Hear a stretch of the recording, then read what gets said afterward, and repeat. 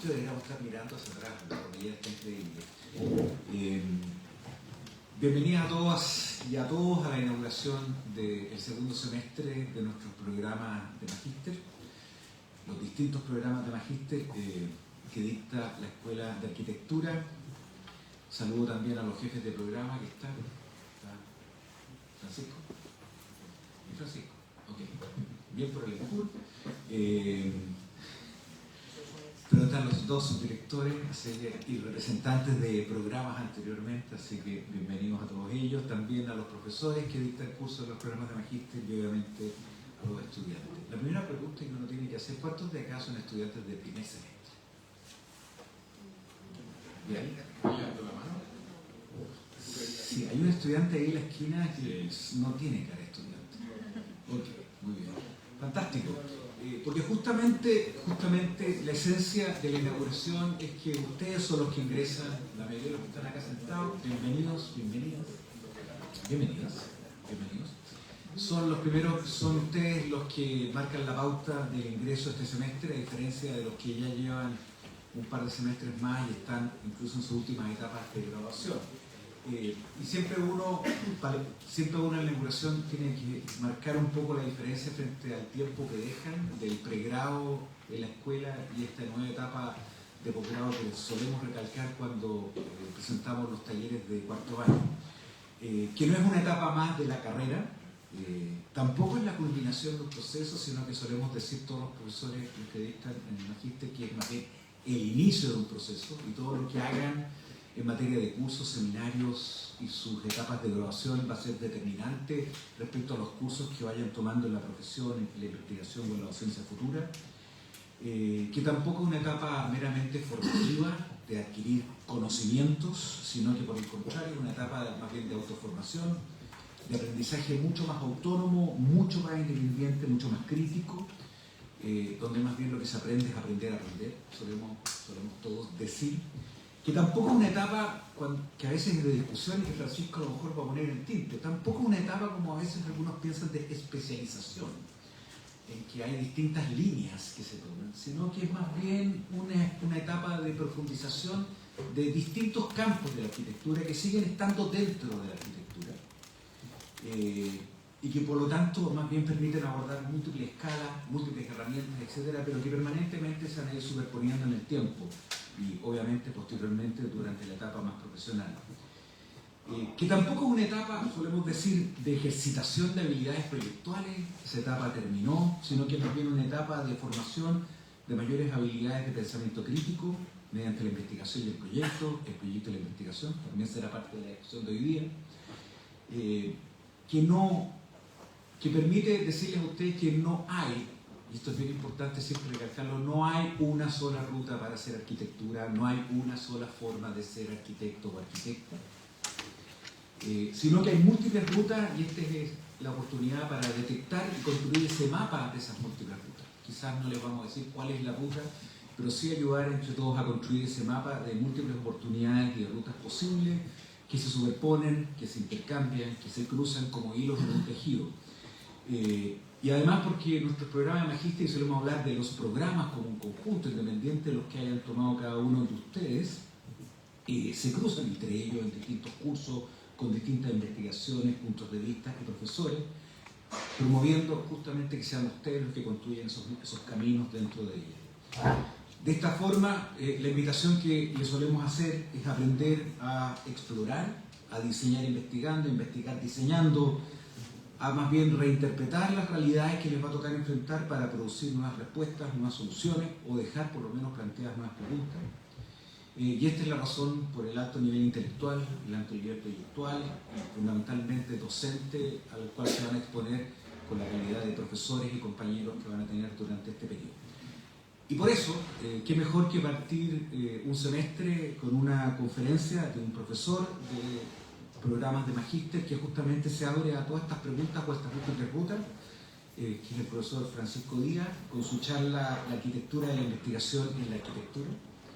Francisco es magíster de nuestra escuela y arquitecto también de nuestra escuela, máster en crítica curatorial, en crítica terminar su PhD en la Universidad del Politécnico de Torino en Italia.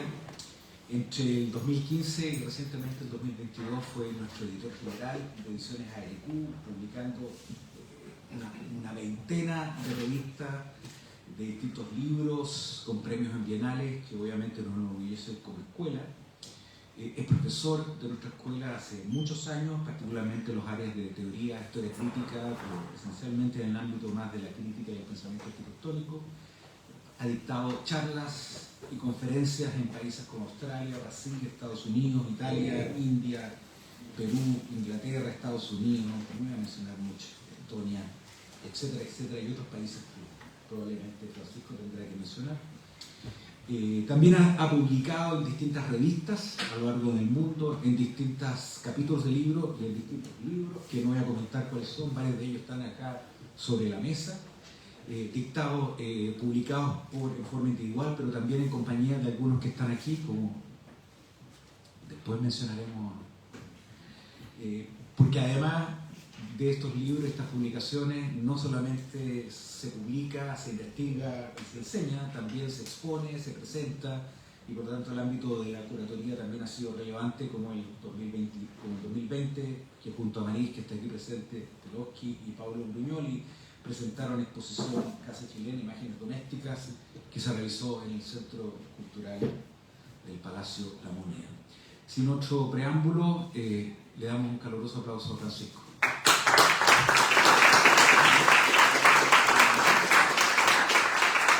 Se escucha bien ya. Gracias, Eduardo, por la presentación y los spoilers. Me quedé sin tema ahora. Muchas gracias a la escuela por la invitación al programa de Magíster y también a todos quienes están acá escuchando. La charla de la presentación de hoy se va a dividir en dos partes. Por una parte, un lado más como conceptual sobre la investigación, y después algunos ejemplos de los caminos tortuosos que tienen las investigaciones y cómo se van conectando y desconectando o rearmando en el camino, un camino de curiosidad, digamos. ¿Y por qué creo que por qué me parece importante hablar de investigación hoy en día? Porque la investigación, no sé si se han fijado, pero en los últimos años se ha vuelto como una palabra de moda. Tal como hace unos años, es como un comodín la investigación ahora. Hace unos años estaba de moda la palabra curatoría. Todos nos creíamos curadores, todo el mundo así como curado. Había gente que ponía música en una fiesta y decía, estoy curando el playlist entonces ahora todos nos creemos investigadores y todo el mundo dice, no, estoy haciendo una investigación, mi mamá me dice, uy, hice una investigación en Google. ¿Qué es eso? Entonces la idea de esta charla, al menos la primera parte, es armar un mapa conceptual de lo que podemos entender por investigación, sobre todo para no engañarnos a nosotros mismos y no creer que estamos haciendo algo que en realidad no estamos haciendo, y ver en el fondo qué caminos hay cuando uno tiene más claro el mapa. Lo primero es decir, partir preguntando, bueno, ¿qué es esto? ¿Qué es investigar? Investigar viene de esta palabra, de su raíz latina, investigar, significa seguir los vestigios, seguir las huellas, volver a pisar las huellas y seguir el camino que otras personas han dejado antes. Ver hasta dónde han llegado los que han pasado antes, volver a recorrer ese camino para ver hasta dónde nos lleva, seguir las pistas. Y uno no sigue huellas que no ha visto, eso es importante, que uno no sabe que existen. Solamente se pueden seguir huellas que uno sabe que existen. Huellas que ya han sido marcadas. Eso implica pararse en los zapatos de alguien que ya pasó por un lugar para avanzar sobre esos pasos y desde ese lugar mirar más allá. Dicho de otra forma, uno sigue un camino que sabe que existe, pero sin saber hacia dónde nos lleva. Por eso los caminos tienen vericuetos en las investigaciones. Nunca son caminos lineales, ni rectos, ni están programados de antemano. Ahora, como no sabemos hacia dónde nos lleva ese camino, por eso mismo lo recorremos no por turismo, ni por hacer trekking, ni por hacer ejercicio o sumar pasos para que nos cuente el iPhone. Uno no recorre ese camino para sacarse la misma selfie que se han sacado todos los amigos que ya han pasado por ese lugar, ni tampoco para medir cuánto tiempo uno se demora en recorrer ese camino. Uno recorre ese camino justamente porque no se sabe hacia dónde llega. No nos olvidemos que en realidad esto no es un camino, son apenas los vestigios de un camino. Entonces, en realidad, al recorrerlo, uno va abriendo ese camino. En otros idiomas, la palabra investigación se entiende como una búsqueda insistente. Research, por ejemplo, ricerca en italiano, no me atrevo a pronunciar el francés porque van a pasar vergüenza, pero se entiende el punto. Es decir, investigar es rebuscar. Quien investiga a alguien que se la rebusca, no digamos que son rebuscados, no suena bonito. Pero es una palabra que, por lo menos en inglés, recién surge en el año 1577. No tomó el tiempo.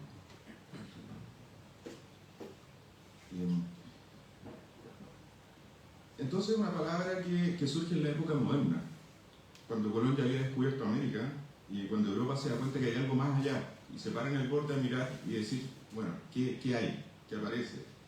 ¿Qué cosas más se pueden conocer hacia el otro lado de este océano? Y cuando en ese momento, de hecho, se confirma que la Tierra no era plana. Por eso, de ahí yo creo que viene toda esta discusión entre los terraplanistas y la ciencia. Ahora, ¿para qué investigamos? ¿Por qué creen que hay que investigar? En primer lugar, investigamos para reducir la ignorancia. Pero reducimos la ignorancia social, no la ignorancia personal. Y eso hay que hacer una distinción. La ignorancia personal se resuelve con estudio, o informándose, leyendo el diario, no sé, estudiando. Es lo que ustedes no entran a la carrera a investigar arquitectura, entran a aprender arquitectura porque otra gente ya les enseña cosas que ya se saben. Entonces esa ignorancia personal se resuelve con estudio, no con investigación. ¿Para qué investigamos? También para producir avance en el conocimiento. Aquí cuando se investiga lo que se sabe que no se sabe. No se investiga lo que yo no sé y que alguien más sabe. Se investiga lo que sabemos que nadie sabe. Aquello que yo sé que nadie sabe. Los policías, por ejemplo, esa es la tercera razón de por qué investigar, para resolver un misterio. Los policías, por ejemplo, no investigan a ver si es que aparece un homicidio. No andan por la calle viendo si hay algún muerto en la calle. Primero hay un homicidio, que es lo que se sabe. Luego aparece la pregunta, ¿quién lo mató? ¿O se murió solo? No sé. Después se busca al culpable, que es justamente lo que no se sabe. Y para lograrlo se buscan las pistas, que se empiezan a articular, y esas pistas, una vez que se articulan, se arma un caso. Y ese caso se presenta narrativamente como un argumento ante un jurado o una corte que, en base a sus conocimientos y a los precedentes, decide si el caso tiene mérito, es decir, si el argumento sobre quién es el culpable tiene sentido o no, y si por ende se puede establecer un juicio. Es decir, y esto me parece que es súper importante recalcarlo, no hay investigación sin veredicto público. Ese es el fin de la investigación. Y en nuestro caso, significa que, por ejemplo, una investigación que no se publica no es investigación. Si no ha sido certificada por terceros, no se puede considerar investigación. ¿Cuáles son las condiciones de la investigación? Dado que investigamos para reducir la ignorancia, es decir, hay algo que no sabemos y tenemos que investigar para saberlo, la investigación no puede repetir conocimiento que ya existe. Eso es una de las bases. Por ende, la investigación siempre es de frontera, siempre está en el límite entre lo que se sabe y lo que no se sabe. Esa es la condición de la investigación. Pero uno no llega y se pone en el borde de un campo de conocimiento, porque para llegar ahí hay que conocer todo lo previo, hay que haber recorrido ese camino. Uno tiene que haber recorrido ya el camino de lo que se sabe, para poder estar en el borde de lo que no se sabe. Y a su vez, como la investigación tiene un fin social, una buena investigación, como les decía, siempre va a terminar publicada. Y el acto de publicar es un acto social. Sociabilizar los resultados de una investigación, para que ese conocimiento que descubrimos se vuelva conocimiento de utilidad pública. Por eso, todas las investigaciones tienen que declarar unos objetivos, unas preguntas, una hipótesis, una metodología. Y en los objetivos decimos, mira, quiero hacer esto. En las preguntas describimos cuál es la ignorancia que queremos resolver y la forma de por qué no sabemos esto. Y en la metodología decimos, bueno, voy a resolver esta ignorancia de esta forma. ¿Por qué es importante declarar este método? Primero, para que cualquier persona lo pueda replicar y ver si llega a los mismos resultados. No es para replicar los resultados como si fuera una fórmula o una receta, sino solamente para verificarlos, para saber si quien hizo la investigación mintió o falseó los resultados. Por eso también uno entrega las fuentes en las que se apoyó. E incluso declara el año y la página desde donde trajimos una cita, para ahorrar, no solo por generosidad, para ahorrarle trabajo a los que después leen, sino también para que alguien independiente pueda verificar si esa cita es cierta o no. Y eso define, creo, una de las principales condiciones de la investigación, y es que tiene que ser validada por pares. ¿Qué quiere decir esto? No es que tenga que ser validada por el público general, no es como una obra de teatro o una obra de arte que tiene que ser validada por la audiencia. Acá tiene que ser validada por pares, es decir, por personas que están al tanto de lo que se sabe sobre un tema y saben lo que no se sabe. Por ende, puede certificar que la pregunta detecta un área de ignorancia, que la metodología conduce a su resolución y que las conclusiones de la investigación efectivamente resuelven esa ignorancia. Por otro lado, existe esta idea de que la investigación tiene ciertas herramientas y que los investigadores trabajamos con herramientas y siempre se asocia un tipo de investigación a una cierta herramienta. Hay muchas herramientas que definen, de hecho, los campos de investigación. Galileo no hubiese mirado a las estrellas con una lupa, ni Venturi y Scott Brown jamás hubiesen ido a Las Vegas con un microscopio. No tiene sentido. El punto es que a veces, y ahí es donde la cosa se pone un poco problemática, esa asociación es problemática porque muchas de estas herramientas construyen realidades. Las herramientas ayudan a mirar una realidad y también ayudan a enmarcar esa realidad, a mirarla. Pero el punto es que cuando enmarcan deforman la realidad, y tenemos que ser conscientes que cuando hacemos una investigación tenemos que ser conscientes de que hay una realidad enmarcada y deforme, muy específica, muy clara, pero también deforme, y que ese marco y esa deformidad nos puede llevar a resoluciones equívocas o a conclusiones equívocas.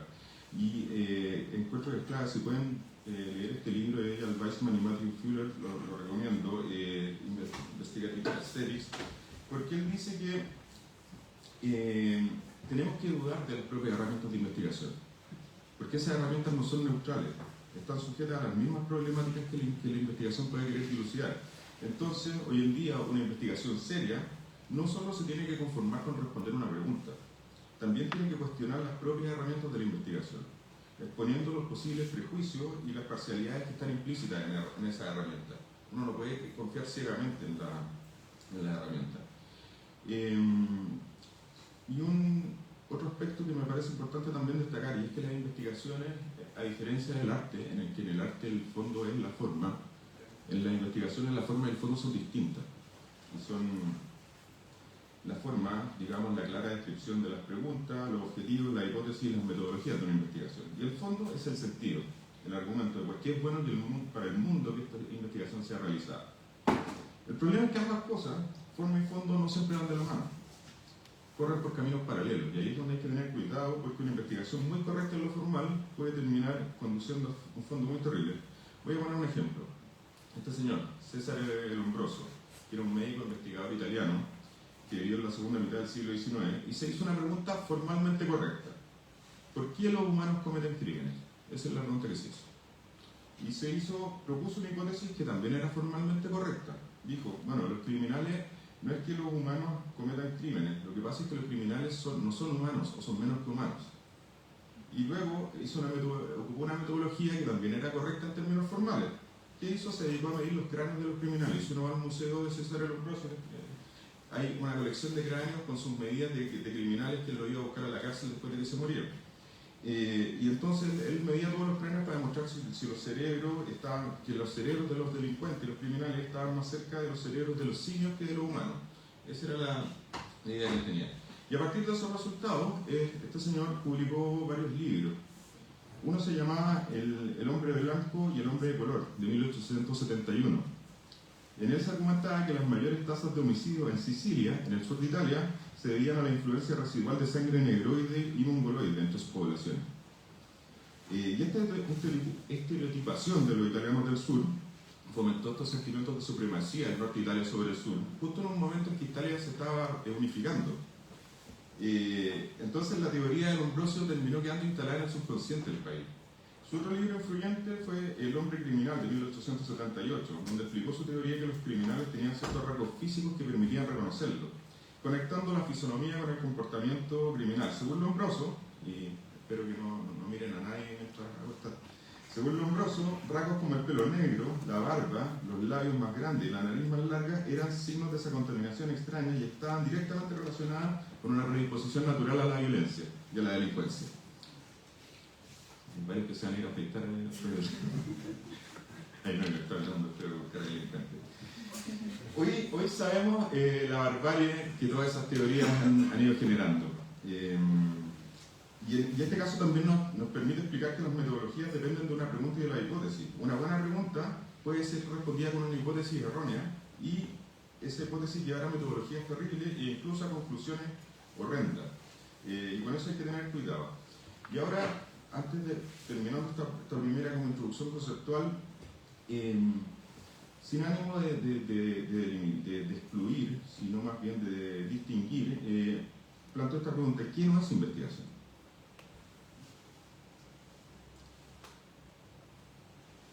En primer lugar, no es investigación la búsqueda de información.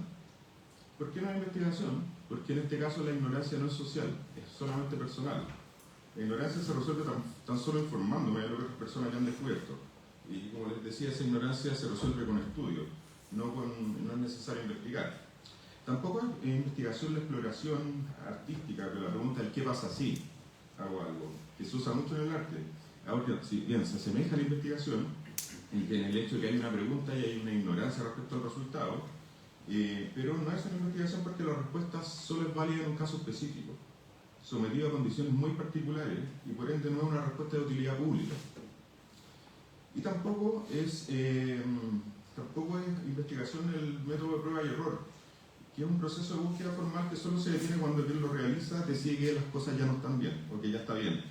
¿Por qué esto no es investigación? Primero, porque ahí no hay un método replicable. El resultado siempre depende de la subjetividad de quien lo realiza. Y la investigación en sus aspectos formales no puede ser subjetiva. Tiene que ser capaz de presentar los pasos y las preguntas de forma objetiva para que puedan ser verificadas por terceras personas. Y segundo, porque ahí no hay una ignorancia general, es solo una exploración sin pregunta. Es válida en función de su producto en sí misma, pero no entiendo, me cuesta entender por qué insisten tanto en llamarla investigación. El punto de fondo es que, a menos que resuelva una ignorancia general, el proceso de diseño o el proceso de proyecto no es necesariamente una investigación. Tal como, no sé, tantas otras cosas que parecen. Muchas veces se intenta, y aquí hay que tener ojo, se intenta homologar el proceso de proyecto a la investigación porque hay un camino de A a B. Pero eso supone torturar un poco la palabra, el significado de la palabra investigación para que diga lo que uno quiere que diga, en realidad, y en vez de lo que en realidad significa. Vamos a volver a este punto en un par de minutos. Y por último, ¿qué tampoco es investigación? La investigación tampoco es un fin en sí misma. Como cuando alguien dice, bueno, quiero hacer investigación. Porque ahí el medio se transforma en un fin. Uno no puede decir quiero hacer investigación, uno tiene que decir tengo una pregunta que quiero responder. La investigación es un medio para llegar a algo. Es un medio, si quiero llegar de A a B, por ejemplo, ¿cómo lo logro? Si A es un encargo, por ejemplo, y B es un diseño, puedo llegar de A a B con un proceso de proyecto. Pero si A es una pregunta y B es su posible respuesta, entonces puedo llegar de A a B con un proceso de investigación porque B lo desconocemos. Son maneras distintas de llegar dependiendo del punto inicial. Y aquí vuelvo a este tema. El proyecto y la investigación son ámbitos separados que tienen unas áreas grises entre medio que son las más entretenidas y las vamos a ver. Pero hay que entender que son cosas distintas. El proyecto se sostiene en la creatividad, en crear algo que no existe. Por lo mismo, su objetivo es resolver una carencia. Y para lograrlo se aplica lo que ya se sabe. Llegan a un cliente con un encargo, esa es la carencia, y uno, desde la arquitectura, aplica la creatividad, los presentes y todo lo que ya sabemos y entregamos un resultado.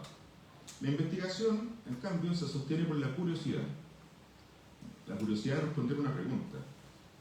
Y por eso su objetivo es resolver una ignorancia. Entonces se parte de lo que ya se sabe para descubrir lo que no se sabe. Esa es la distancia. Por supuesto, como les decía, hay zonas grises entre ambas, porque ambas comparten el hecho de ser procesos entre la nada y algo. Hay un objetivo que motiva el proceso y una idea de cómo lograr ese objetivo. Y en ambos casos no se sabe el resultado. Pero el hecho de que ese proceso, en el caso del proyecto, se pueda registrar, no lo convierte en una investigación, simplemente lo convierte en un proceso ordenado, organizado. Y también ambas tienen un carácter social. porque debemos explicar a los demás lo que queremos hacer, lo que va diluyendo la subjetividad. Uno puede partir desde una posición subjetiva, como siempre se parte de una posición subjetiva, pero en la medida que el proyecto avanza, sea un proyecto de investigación, una exposición, un libro, un diseño de un edificio, tenemos que ser capaces de ir transmitiendo nuestra idea, convencer a los demás, y en ese momento la subjetividad se va diluyendo y pasa a ser parte de la esfera de lo social. Al exponer estas distinciones, como les decía, mi intención no es establecer límites ni caer en el mismo error de la gente que dice, bueno, esto no es algo. Más bien, esto tiene la intención de exponer las diferencias, primero, como les decía, para que no nos autoengañemos, creyendo que hacemos algo que en realidad no hacemos, y segundo, porque teniendo claros los límites del campo de juego, uno puede jugar en ese campo con mayor propiedad. Y ser consciente de que está jugando en esas áreas grises y asociando esas definiciones. Y en esos terrenos grises donde creo que es donde aparecen las cosas más interesantes, pero hay que saber que son grises. Ese es, creo que, el gran tema. Podemos jugar entre estos dos áreas y hay un tremendo territorio ahí por jugar, pero tenemos que saber más cerca de qué estamos. ¿Y esto por qué es importante? Porque la arquitectura tiene una condición de base, y es que a la vez una profesión y que un ejercicio del cual la sociedad espera ciertas garantías o certezas, como por ejemplo que los edificios no se caigan, y también es un campo de conocimiento, es un espacio, un fragmento del mundo del saber. Pero como campo de conocimiento funciona a la inversa al campo profesional, funciona desde la incertidumbre, desde la duda sobre lo que ya sabemos. Entonces, mientras más dudas tenemos, más buscamos nuevas formas de pensar sobre la arquitectura, de pensar cómo se hace, qué significa o cuáles son sus posibilidades u oportunidades.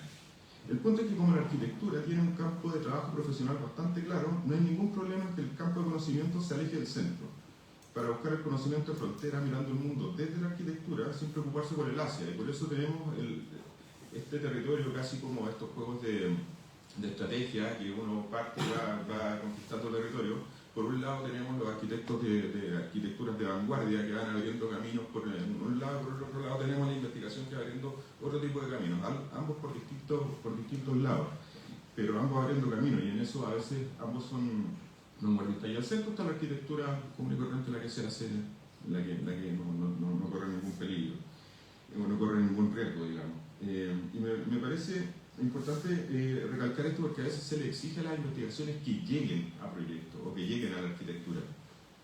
Cuando te preguntan, oye, ¿esto cómo termina el proyecto? Asumiendo que la investigación tiene que ser un insumo directo para el proyecto. Y eso creo que me parece que es como una de las peores formas de extractivismo intelectual. Como si la investigación fuese una subsidiaria del proyecto, cuando en realidad se trata de formas de trabajo paralelas, que a veces se pueden integrar, pero no puede ser esa la condición. Personalmente, y aquí hago una distinción personal, no me interesa mucho cómo las cosas llegan a la arquitectura, porque al preguntar eso estamos viendo el conocimiento de forma utilitarista, como si estuviésemos frente a un bosque nativo y preguntábamos cuánta madera se puede extraer.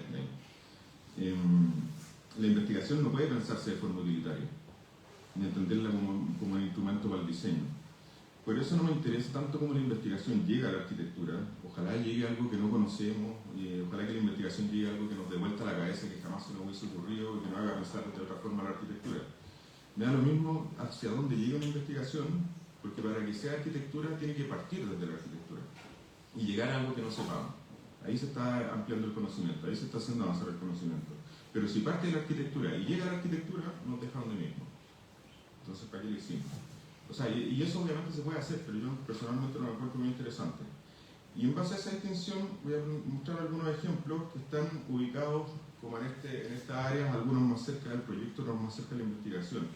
Quizás el primero es Casa Chilena, que lo ubico cerca del proyecto, de esta exposición que hicimos con Amarí, que puede levantar la mano para que le conozcan.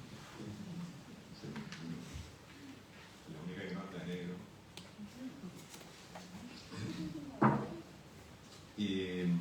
Y por Pablo Brugnoli.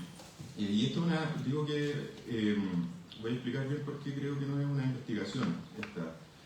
Casa Chilena, recibimos el encargo del Centro Cultural La Moneda de hacer una exposición sobre arquitectura. Y este era un encargo que tenía que terminar en un producto concreto, que era una exposición.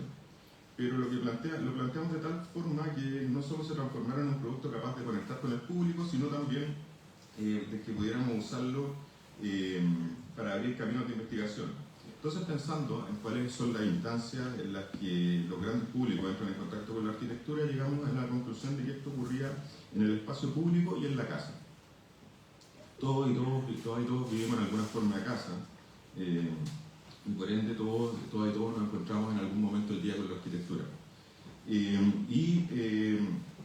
Por eso planteamos esta idea de Casa Chilena, una exposición donde esperamos que el gran público se encuentre con esa arquitectura de una forma, con esa arquitectura con la que se encuentra a diario, pero ya en el contexto de una exposición. No es una exposición de arquitecturas destacadas necesariamente, ni reconocidas, ni contemporáneas, era histórica, abarcada desde la prehistoria de Chile prácticamente hasta el presente. Eso sí, pero eso no diría que Casa Chilena implicó un trabajo de investigación, porque en realidad no descubrimos nada que no se supiera. Simplemente aprovechamos lo que sabíamos que no sabíamos, las ignorancias personales propias, y ocupamos el tiempo de trabajo para parchar esas ignorancias propias y de esa manera hacer una muestra que fuera infalible en términos de contenido. O sea, a alguien le puede gustar o no la selección que hicimos, o el marco que le dimos, pero no podría decir nadie que había ignorancia o desinformación. Diría que no investigamos, que simplemente averiguamos y luego empaquetamos, expusimos y publicamos. Pero ese trabajo nos permitió detectar una serie de zonas de ignorancia, cosas que sabíamos que no se sabían, y a partir de eso empezar a pensar en otro tipo de investigaciones. Quizás no sé si, bueno, ¿alguien? ¿Quiénes vieron esta exposición? Esta fue una exposición, este es un video que lo filmó un gringo que estuvo de vacaciones en Chile, justo es el único registro audiovisual que tenemos, y que lo encontramos en YouTube, porque nosotros no. Esta fue una exposición que ocurrió entre el estallido y la pandemia, un momento bien particular en la historia, se cerró por la pandemia y después se reabrió por un día, es un poco un mito. También tuvimos que hacer, bueno, hicimos la publicación, pero el punto en esta exposición era cómo lograr que la arquitectura se encontrara con estos públicos. Pensemos que en el Centro Cultural La Moneda lo visitan, una exposición la visitan 300.000 personas. La Bienal de Arquitectura la visitan 30.000, para que se hagan una idea. Estamos hablando de 10 veces la cantidad de... Y si en Chile hay, no sé, cerca de 20 y tantos mil arquitectos, más 20.000 estudiantes de arquitectura, ni siquiera si juntáramos a todos los arquitectos y arquitectas de Chile y estudiantes de arquitectura, hubiésemos podido llegar a los números de público que tiene una exposición en el Centro Cultural de La Moneda. Por ende, no podía ser una exposición de arquitectura para arquitectos. Tenía que ser desde la arquitectura hacia otros públicos. Y el tema entonces, lo que hicimos ahí fue conectar la arquitectura con situaciones, con muchos elementos de la cultura popular, para asegurar que cada persona, y ese era nuestro objetivo, cada persona que entraba en la exposición se reconociera en al menos una de las piezas que se estaban mostrando ahí, y por lo menos algo le resonara con su vida cotidiana personal, y de esa manera generar esa conexión, por así decirlo, emocional con el gran público. Voy a adelantar esto para que después lo puedan ver en YouTube eso. Pero lo interesante es que lo que hicimos, bueno, a partir de esta Casa Chilena de Imágenes Domésticas, para poder ordenar esto, eran 300 piezas que expusimos, como les decía, de toda la historia de este territorio, ni siquiera del país, incluso de antes de que Chile fuera Chile. Entonces lo que hicimos fue dividir esto en 6 capítulos: disputas, economía, densidades, territorios, temporalidades y singularidades, y luego cada uno de esos capítulos en 3 subcapítulos en que ya la casa tomaba un adjetivo. Entonces estaba la casa tomada, la casa impuesta, casa reclamada, casa... Estos tipos de registros, desde registros netamente arquitectónicos como planos, hasta películas donde se mostraban fragmentos de arquitectura, donde la arquitectura era el escenario donde estas escenas ocurrían. Es una planta nomás para que se hagan una idea del tamaño de la exposición, un auto, podría haber sido un estacionamiento esto. Y cuando termina este libro que está ahí, que también era el otro encargo, que había que terminar una publicación que diera cuenta de dónde estaba todo el material de la exposición, lo pueden consultar. Yo entiendo que ya lo reimprimieron, pues se había agotado, ¿sí? Lo reimprimieron, pero sin esa sobrepuesta tan linda que diseñó la Montserrat. Se me olvidó la apellido ahí. ¿Ah? Leibón y la Montserrat. No, Leibón diseñó el libro y la Montserrat diseñó la portada. no me acuerdo el apellido de ella. Pero bueno, el punto es que haciendo Casa Chilena nos dimos cuenta de una cosa, y de hecho fue con la Marí, que por eso esta llega a la otra, vamos para arriba. Nos dimos cuenta que no había mucha investigación sobre un caso que nos parecía súper importante, que era la remodelación San Borja. Pese a ser un conjunto tan importante por lo grande, por lo visible, por estar ubicado en el centro de Santiago, incluso comparado con el UNCTAD, que es parte del mismo proyecto, San Borja era mucho más épico, pero casi no había investigación sobre eso, había muy poco. Así que planteamos, bueno, con Amarí también y con Gonzalo Carrasco, un fondante de investigación para paliar esa carencia, digamos. O sea, había una área de ignorancia que la detectamos, pero en ese caso diría que no teníamos ninguna pregunta. Solo la única pregunta que teníamos era ¿por qué no se sabe nada o por qué se sabe tan poco de esto? Y bueno, entonces empezamos una investigación bibliográfica, de archivos, de muchas entrevistas, se divulgó a través de seminarios como este que hicimos con Ernesto Laguer, Miguel Launer y Patricio Gross, que hicimos un montaje en el GAM, y hicimos también este libro que ustedes pueden ver acá, y después hicimos el lanzamiento, lo hicimos aquí también, tuvimos la suerte de contar con Patricio y con Ernesto, que estuvieron comentando toda su experiencia en la Cornu en ese tiempo. Y también publicamos hace poco con Gonzalo Carrasco un artículo indexado en la revista Architectural Histories, que ya es la que tiene todos los hallazgos de la investigación más fuerte. Y diría que uno de los principales hallazgos de esta investigación fue que, porque como digo, en esta investigación entramos sin preguntas, solo por ignorancia, fue que descubrimos que el suelo de todo San Borja, todo esto que se ve verde en este plano, iba a ser suelo público, y que las torres, la única propiedad privada que había en San Borja era la base cuadrada de 22 por 22 de las torres, todo lo que se ve en blanco. Eso suponía varias cosas. Por una parte, que si el límite de propiedad está en la base de las torres, quiere decir que los muros, las fachadas de las torres, estas 4 fachadas que tiene cada torre, son muros medianeros. Y como se sabe, los que saben algo de normativa sabrán que uno no puede abrir ventanas hacia los muros medianeros. Entonces lo que tuvieron que hacer fue argumentar que la Cornu era una institución pública, por lo tanto, estas en realidad no estaban abriendo ventanas hacia el vecino, sino estaban abriendo ventanas hacia el espacio público, y por ende era factible que las fachadas tuvieran ventanas. ¿Por qué tuvieron que hacer todos estos arreglos normativos y todo eso? Porque sabían que el gran problema de todos estos conjuntos, los arquitectos sabían que el gran problema de todos estos conjuntos era quién cuida las áreas verdes entre medio. Entonces la Cornu, para paliar ese problema, dijo nosotros vamos a cuidar las áreas verdes para asegurarnos que se mantenga siempre bien. Pero ellos no podían cuidar terrenos privados. Entonces lo que hicieron fue dejarlo todo en nombre, bajo la propiedad estatal para poder así asegurarse que esto no fallara en el tiempo. Y eso también viene a contradecir una de las hipótesis más comunes sobre San Borja, que dice que todos estos conjuntos fallaron porque estaban pensados por la escala, cosas así. Y en realidad ahí nos dimos cuenta que el San Borja empieza a fallar en el 76, cuando se disuelve la Cornu, y el serbio enajena las propiedades y se empieza a parcelar todos los terrenos adentro. Ahí empiezan los problemas, no cuando estaba la Cornu a cargo de eso. De hecho hay encuestas de satisfacción de los usuarios que dicen que ellos vivían felices y que ya lo único que no les gusta es que no se completó el proyecto tal como tenía que ser. Entonces creo que ese hallazgo para nosotros, a mí personalmente me abrió una ventana o una puerta de inquietudes respecto a la condición del suelo. Y de ahí aparece, o sea, justo coincide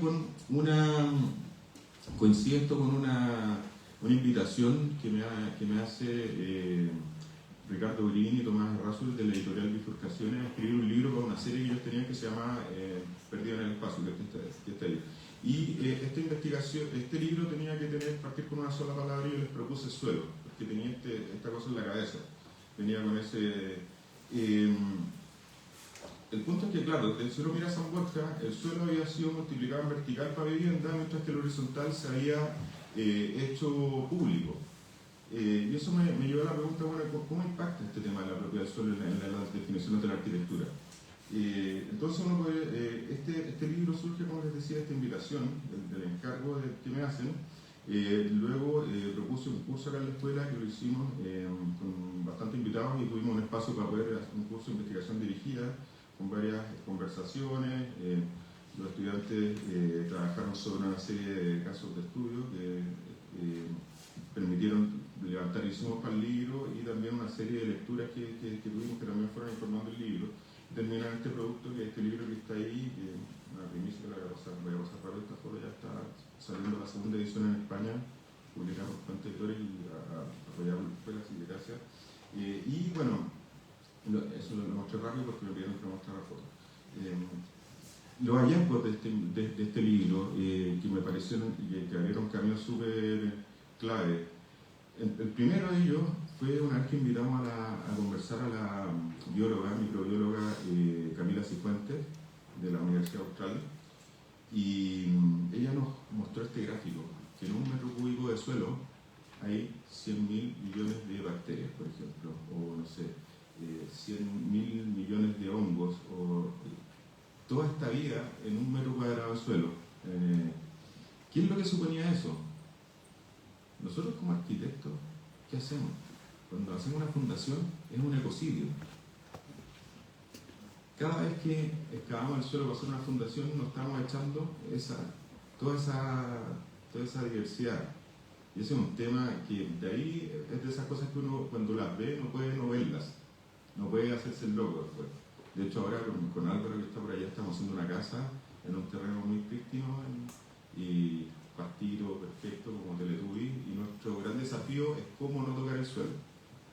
No voy a mostrar imágenes del proyecto que no va por ahí la charla, pero sí también tiene esas ramificaciones, porque el punto es empezar a entender que el suelo, nosotros como arquitectos miramos el suelo desde arriba, pero el suelo es un ente vivo, tiene vida, tiene una cantidad de microorganismos que permiten que el suelo se regenere y que nosotros podamos, por ejemplo, tener oxígeno, tener alimentos, de ahí crecen todas las plantas de las que nos alimentamos, de ahí todo lo que es, incluso todos los materiales, el vidrio, todo viene de alguna manera del suelo. Y nosotros cada vez que nos echamos al suelo, ya sea expandiendo una ciudad o construyendo, estamos básicamente atentando contra nosotros mismos. Y ese me pareció que era un tema súper clave. Nosotros tendríamos como arquitectos, les decía, mirar el suelo en vertical, como en planta o en corte a veces el hatch en el que termina el dibujo, pero se nos olvida todo esto. Y el punto es que cuando tratamos, el grave problema que tiene el suelo es que cuando tratamos de mirarlo, cuando lo abrimos para mirarlo, justamente le quitamos ahí y lo que nos queda es tierra, y por eso lo entendemos como tierra y no como un ente vivo. Ese fue uno de los hallazgos. Y el otro que me pareció que también para mí fue clave en este libro fue el tema de empezar a preguntarme en serio por qué el suelo tiene propiedades, si el suelo es tan importante, si el suelo es tan clave para todos los procesos ecosistémicos, para que todos nosotros estemos vivos. ¿Por qué hay gente que se puede apropiar del suelo? ¿Por qué está tan naturalizado esto que el suelo puede tener propiedad? Incluso que ahora estemos loteando la Patagonia y estemos gentrificando el bosque nativo y haciendo todas esas cosas. ¿Por qué? Y en base a esa pregunta, por ejemplo, tuvo otra salida que fue un manifiesto que escribimos con Camilo Bogano, que lo presentamos el año pasado en la conferencia de la Unión Internacional de Arquitectos en Copenhague, que se llama Refusing and Capture a New Status for a Finite Resource, pensando en que si el suelo es finito, vivimos en este planeta, el suelo es finito, ¿cómo le podemos dar un nuevo estatus que resista la captura del suelo? Que el suelo no pueda ser capturable por nadie. Eso fue ese manifiesto. Y de ahí, en base a todas estas preguntas, llego quizá el último ejemplo que les voy a mostrar, que es esta investigación que estoy haciendo ahora en el doctorado, que se llama la Agencia Pública del Encuentro entre la Arquitectura y el Estado del Bienestar en el centro de la ciudad, con 3 casos en Londres, México y Santiago. Porque aquí, bueno, la pregunta por la propiedad del suelo, que ya haya aparecido en San Borja, y que también aparece en el libro, en el suelo, me lleva a preguntarme, bueno, ¿qué tan normal es este proceso de que cómo se ha operado en otros casos con los temas de propiedad? de suelo en nuestros países. Es tan único el caso San Borja y eso me llevó a empezar a analizar estos otros casos. Por ejemplo, esta imagen es bien paradigmática, no sé si conocen este caso, ¿no? El Tlatelolco de Mario Pani. Mario Pani mandó, cuando terminó el proyecto, mandó las fotos él había estudiado en Francia, y mandó las fotos del proyecto a la arquitectura de Georges para publicarla, y le respondieron, muy lindo su proyecto, pero acá no publicamos maquetas, solamente publicamos proyectos terminados. Eso porque parecía que esto fuera irreal. Y el punto es que si uno lo mira ahora también dice, oye, sí parece como que no fuera verdad. ¿Por qué pasa eso? ¿Por qué nos parecen tan irreales esos proyectos? Y esto mismo puede haber pasado, por ejemplo, con San Borja en su momento, o también pasó con el Barbican en Londres.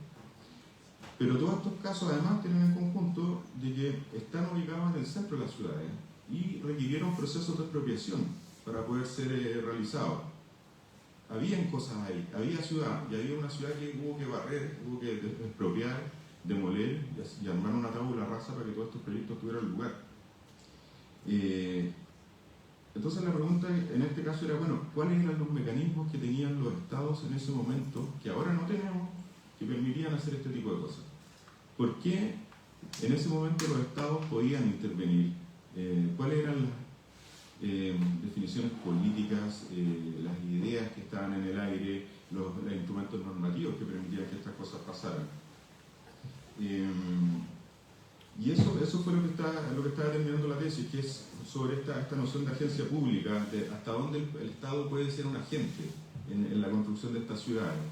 Y bueno, eso lleva una serie de definiciones que después uno, claro, cuando tiene estas preguntas, en el caso de una tesis tiene que ordenar este mapa para hacerlo transmisible. Los casos, por ejemplo, que estoy analizando tienen que ser proyectos de diseño urbano de distintos lugares que estén ubicados en el centro de las ciudades, que tienen que redefinir los patrones de propiedad del suelo, hechos en gobiernos democráticos, porque es re fácil hacer esto en una dictadura. O sea, por eso fue todo la órbita soviética, porque claro, hay muchos casos de estos, pero no tienen la complejidad que tiene hacer esto en una democracia, y tienen que proponer una nueva morfología urbana y ser liderados por agencias estatales. Entonces, en base a esos casos surgen una serie de preguntas. ¿Cómo? ¿Por qué? ¿Por qué pasó esto? La hipótesis en este caso, con la que estoy trabajando, es que en realidad había una relación de mutuo beneficio entre el estado del bienestar y la arquitectura en ese momento. La arquitectura necesitaba el estado del bienestar para poder conseguir eso del cargo e intervenir en la ciudad a ese nivel, pero el estado del bienestar también necesitaba la arquitectura para generar una imagen de lo que el estado del bienestar podía entregar. Y era un proceso de como un double bind, como se dice. Esto es como lo que yo llamo el motor. Este es el mapa conceptual que tengo en la cabeza, tratado de traspasar una gráfica. Obviamente no se entiende nada, pero es más o menos cómo funciona esta idea de un marco temporal, una serie de casos, unos temas, unas instituciones y unos conceptos que están ahí.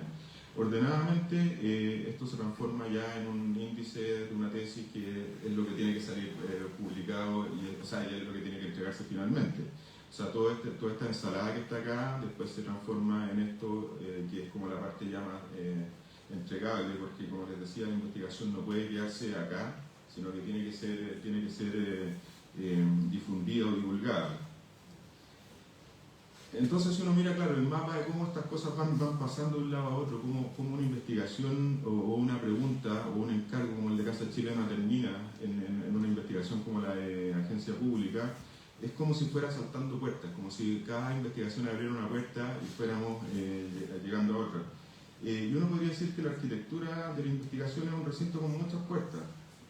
Y en esta arquitectura de la investigación siempre se van dejando puertas abiertas, pistas que otros pueden seguir. Esta idea de que una cosa lleva a la otra y cada área de ignorancia que uno logre cubrir abre otra área de ignorancia nueva o nuevas preguntas por responder. Pero lo que no se debe perder nunca, creo, es la curiosidad por buscar esas preguntas, por hacerse esas preguntas, por tocar la puerta de esos espacios abiertos por otras personas antes que nosotros. Es un trabajo colectivo, es un trabajo intertemporal y también es incluso interdisciplinario. Uno nunca sabe en qué van a terminar estas cosas. Por ejemplo, los caminos que abrió este señor que les contaban antes, César Lombroso, como vimos, llegaron a justificar teorías racistas. Pero eso también influyó en la arquitectura, aunque ustedes no crean. Tal como lo ha demostrado la historiadora de las ciencias mexicanas, Jimena Canales y Andrew Herscher, ella comprobó que Adolf Loos había leído a Lombroso y que sus ideas de ordenamiento y delito estaban basadas en la teoría de Lombroso sobre los delincuentes. Por eso Loos habla del ordenamiento como un signo de un estado cultural primitivo, tal como Lombroso pensaba que el delincuente era alguien que se había quedado en un estado primitivo, menos que humano. Las conclusiones que se pueden ir extrayendo de esta relación no son el tema, obviamente, de esta presentación, pero me interesa reafirmar este punto central, que las investigaciones tienen caminos inesperados, intrincados y efectos colaterales súper impredecibles. Entonces, creo que si uno quiere entender la arquitectura de la investigación, tendríamos que pensar en un sitio ubicado en el límite entre lo que se sabe y lo que no se sabe, con una planta que sería como un laberinto, con muchas puertas que te abren otras y te abren otras puertas más. Un laberinto que va a ser fascinante a recorrer, porque no hay un único camino y cada camino que tomemos nos abre una nueva puerta. Y la fachada de esta arquitectura sería algo así como el armario de Narnia. Una puerta a un mundo desconocido, pero bien fascinante, y una puerta que uno no puede dejar de abrir. Eso. Gracias.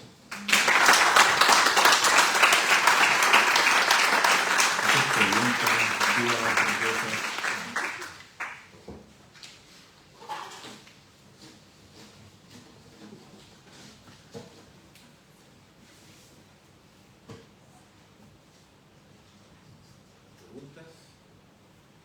Se aceptan solo preguntas, no comentarios.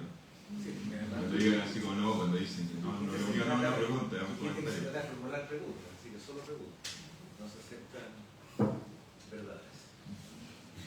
¿Yo podría tener una? Bien.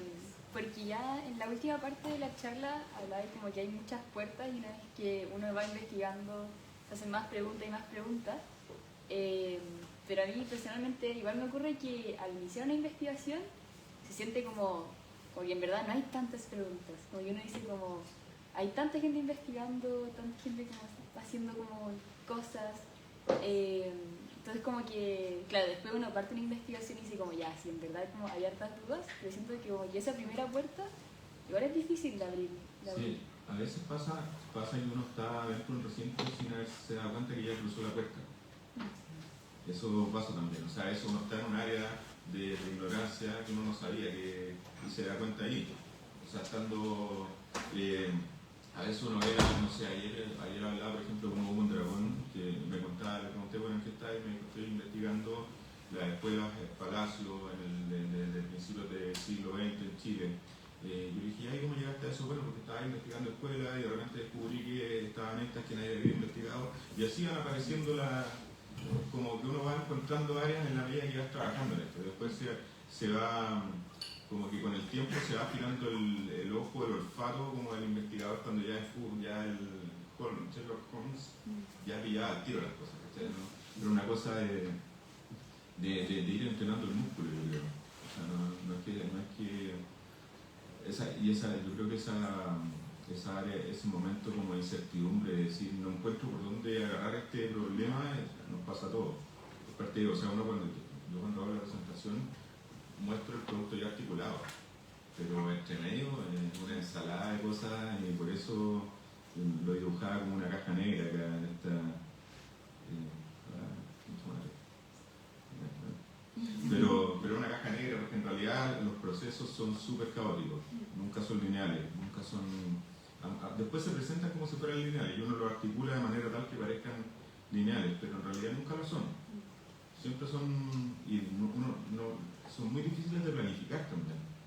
Como, de hecho, una de las cosas más terribles que ocurren en una investigación es que cuando tú tienes que hacer la carta GAN. Porque en realidad sabes de entrada que esa carta GAN jamás la va a cumplir. Porque es tan impredecible lo que pasa dentro. De repente encontraste algo que te sirve, que te desvió y tenés que seguir la pista, ¿no? Porque cuando estás investigando, como desde la investiga acto, como así pasa, es como porque no me entiendo el derecho y porque no las puedes actuar. Sí. La única opción ahí es paciencia y sabes que uno puede seguir una investigación y después guardar las ramas para la siguiente. Como que hay que tratar de seguir un hilo y decir ya mira, no sé si han visto cuando de repente algunos papers dicen bueno y esto deja tema para futuras investigaciones, cosas así, son esas ramas que se abren. porque a veces uno no tiene tiempo y a veces después uno la retoma quizás en otras investigaciones o te aparecen por otros lados.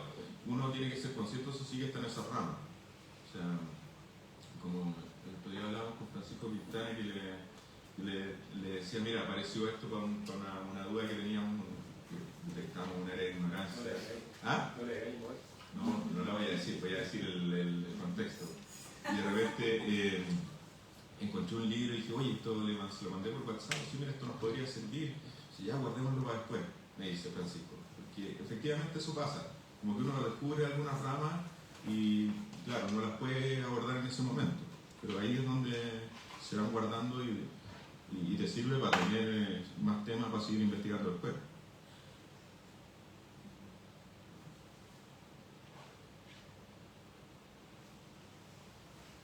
Jefe.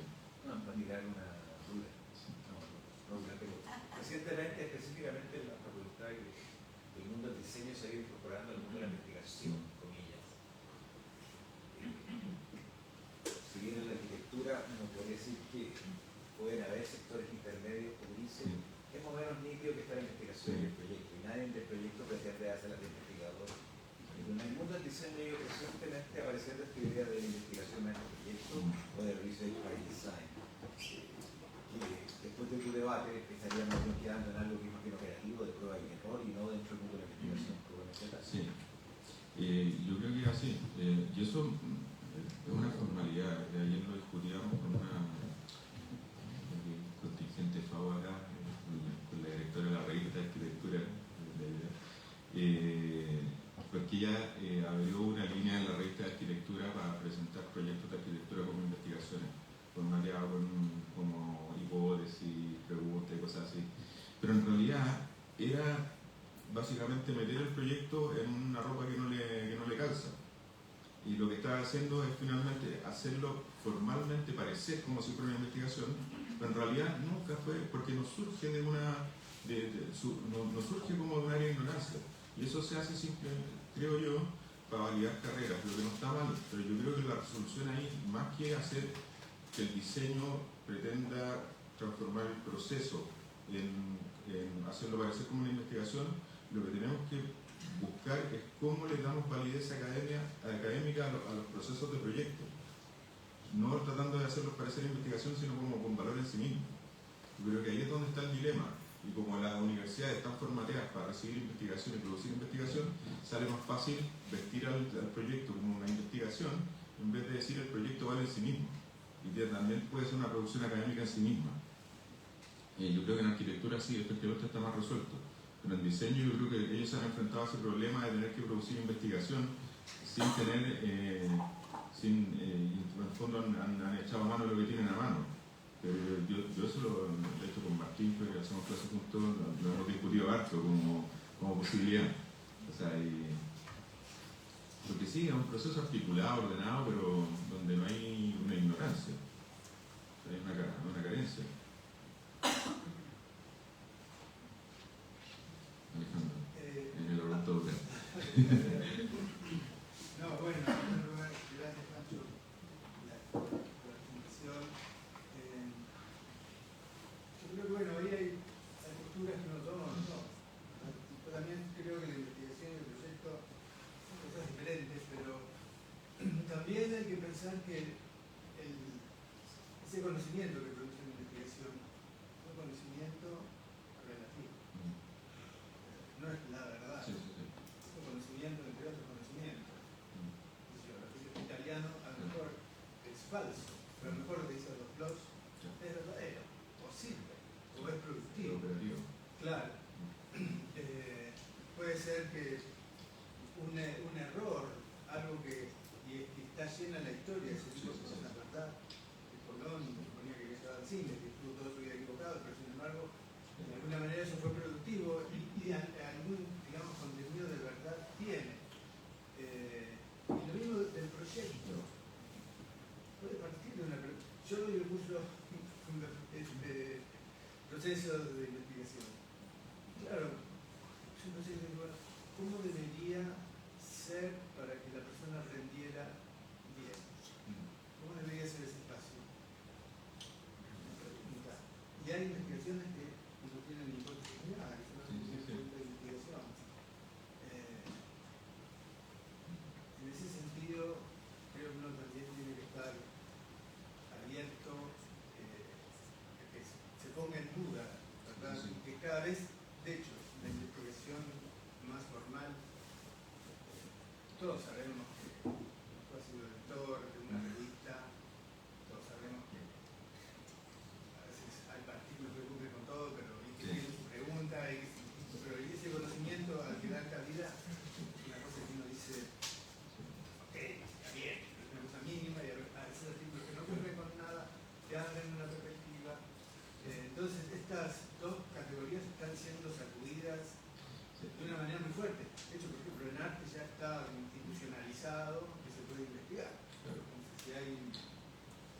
choca a veces. Yo también digo, a ver, no, están haciendo arte, o sea, pero creo que ahí quizás esto cambie, me da la sensación a mí. Me parece que está, no es sólido lo que hoy entendemos como investigación. De hecho, los propios sistemas de investigación lo están poniendo en crisis. Mucha gente ya no quiere publicar más en la revista de investigación. También el proyecto, cada vez uno dice, bueno, si tengo, lo que tú dices, por ejemplo, que tengo que hacer una casa, bueno, ahí hay un conocimiento. Cada vez el proyecto está funcionando más, ese tipo de cosas. Cosas que uno no puede ignorar, desde el tipo de vista de la sustentabilidad, de las relaciones de las personas. Sí, y yo creo que la clave está, me parece que allí, en fondo, ¿qué tipos de proyectos que pueden ser en arte, pueden ser, hacen avanzar los límites de lo que se sabe? O qué investigaciones hacen avanzar los límites de lo que se sabe. A mí me parece que ahí es donde está la parte interesante. Si hay proyectos, si hay investigación, como por eso decía, todas estas son áreas grises entre medio, que aquí están, por así decirlo, los dos rieles, y en el fondo el tren se mueve entre los dos rieles. Cómo uno navega entre estas cosas o cómo uno las deforma, es parte de la habilidad también de la investigación misma, de las formas. O sea, en general las investigaciones más interesantes no son las que tienen hallazgos muy increíbles, sino que son las que tienen una metodología que te hacen repensar las formas de la investigación. Si uno mira, por ejemplo, para mí lo más interesante hoy en día en términos de investigación en arquitectura, pero es una opinión personal, es lo que hace Al Weissman con Forensic Architecture. Y esa es una utilización de las herramientas de la arquitectura con fines no arquitectónicos, pero que requiere conocer arquitectura para poder ejecutarse como... y él tiene una oficina de investigación, pero es una oficina que opera como una oficina de arquitectura. Entonces tiene toda, uno no sabe si él está diseñando o está diseñando herramientas de visualización, diseña instalaciones, entonces claro, está en ese límite. Yo creo que jugando en esos bordes, me parece que, no sé, quizás no se entendió bien el punto, pero a mí más que proponer que hayan dos caminos, es entender las distinciones que hay para poder jugar justamente en los espacios grises entre esos dos caminos. No sé cómo lo hacen las otras disciplinas. Creo que ahí, por ejemplo, en arte, a mí me pasa lo mismo que a ti, me cuesta mucho entender cuando ellos dicen que estáis haciendo un proceso de investigación y uno ve que es el mismo proceso de desarrollo de una obra que han hecho siempre, solo que ahora lo registran sistemáticamente. Entonces, me parece que para poder... lo que hace es inventarse como una metodología. Claro, también. Pero lo fundamental es que para poder sacudir estas categorías, primero tenéis que saber bien qué son las categorías.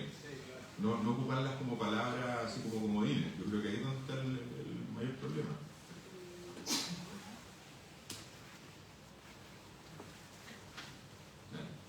Sí, una pregunta un poco más específica quizás en relación a tu investigación sobre estos proyectos en un entorno urbano bien consolidado. Quería un poco intentar escuchar una reflexión o referencia, y también porque se nombra un poco en el libro Suelo, esta idea de el origen de las ciudades, por ejemplo, en territorios de colonización en la Araucanía, y cómo a partir de un fuerte finalmente se generaba la mayor parte de las ciudades que conocemos hoy en día, Temuco, Curicó, Angol. Que un poco lo opuesto, digo, pero... Sí, que no me metí mucho en ese tema, la verdad. O sea, soy bien ignorante en esa... Quizás es una ley de ignorancia que después se puede ir a cubrir con otra investigación, pero me parece que... yo no estoy mirando, y eso lo quiero dejar claro, no estoy mirando al Estado en general, sino que estoy mirando a un estado bien específico, que es el estado del bienestar. ¿Por qué el estado del bienestar y no otro? Porque el estado del bienestar fue donde el momento en que se entiende que en el fondo que hay que generar niveles de equidad dentro de la población para en el fondo evitar el conflicto social. Y ese estado opera mediante la decomodificación, como se define, de los servicios sociales. Entonces establece la educación gratuita, o sea, ya existía, pero ya la establece como derecho educación, salud, un montón de vivienda y ese tipo de cosas. Y ese es el Estado que estoy estudiando yo, porque ese es el Estado que se atrevió a hacer estas cosas. Porque se atrevió como a reemplazar suelo ¿por qué se hacía esto? No se hacía solamente para mostrar una imagen de otra ciudad nueva, distinta, se hacía principalmente, el argumento era la densificación, es decir, que más personas tengan acceso a una buena localización. Ese era el principal argumento de esto, era un argumento finalmente social y político. El Estado, el tipo de Estado que, por ejemplo, funda ciudades o el Estado colonizador es otro tipo de Estado. ¿Cachai? Entonces, yo no te sabría hablar de ese tipo de Estado porque tampoco tengo ninguna afinidad ni interés en ese tipo de Estado. Me parece más interesante esto otro.